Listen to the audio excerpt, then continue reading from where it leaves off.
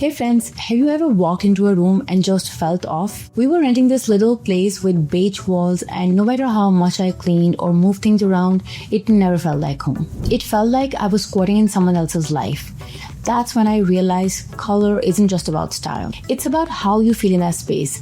And the more I paid attention, the more I noticed how much it shaped my mood, my memories, even how welcome I felt. So today I want to talk to you about color psychology, what works and what doesn't, and how some of our cultural traditions actually offer smarter, more soulful ideas than what we see on Pinterest. I am Arwa. I love sharing my design experience to make your home lovely on a budget. Let's start with this one. Color doesn't mean the same thing to everyone. It's more than just science.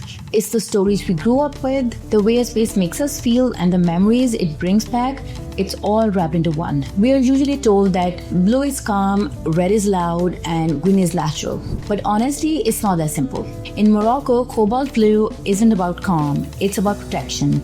In Persian poetry, red is about love and not stress. I once painted our guest room pale blue.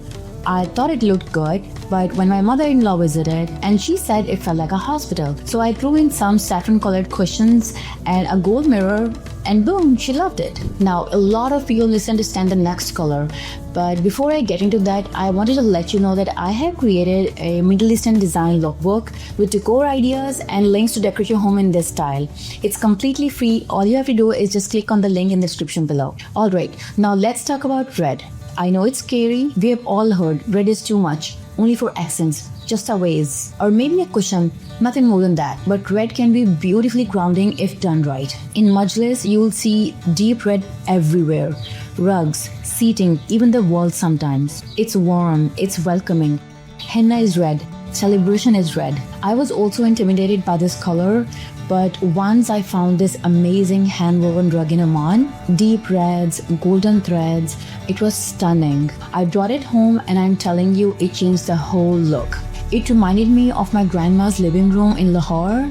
Big crimson cushions, lots of tea, and always laughter. I feel red doesn't shout, it embraces. Let's flip the script. Everyone says, if you want calm, go beige or soft grays. Deep green is like the emotional support color of the design world. People think it's risky, but I think it's underrated. In Islamic art, green is everywhere.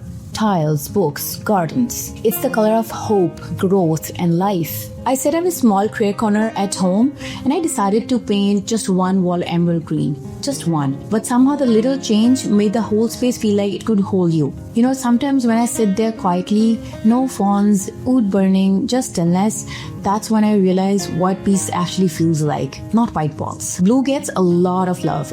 And look, sometimes it deserves it, but not every shade of blue is a winner. Trust me, I learned the hard way. I painted a hallway navy thinking it would feel rich and classic. It felt like walking into a cave. And the weirdest part, I avoided that hallway without realizing it. So one day a friend came over and she asked why this part of your house feels so cold, like it doesn't give that warmth. In a lot of Middle Eastern homes, blue is used on doors and windows just to keep the bad energy out.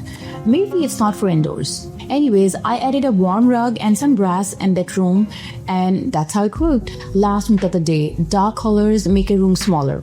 Nope, not if you know how to use them. Dark colors can feel like a hug, a soft, dramatic, grown-up hug. I get why people worry, because I used to be one of them. But now I'm all in. In Arab homes, you'll see deep colors used beautifully. Dark wood, soft lantern light, and layers of texture. You guys, I painted this reading nook charcoal gray, added a vintage lamp to it, and a pre-loved velvet sofa. So now it's everyone's favorite corner. So here's what I want you to take from this. Color isn't just for designers or big budget makeovers. It's for anyone who wants to make this space feel more like them. Don't be afraid to try something new. And you can always repaint. Because sometimes one bold choice can change everything. Alright, remember to grab my Middle Eastern design lookbook down from the description. And hey, if you're curious how to apply texture into it, check out my next video and I'll see you there.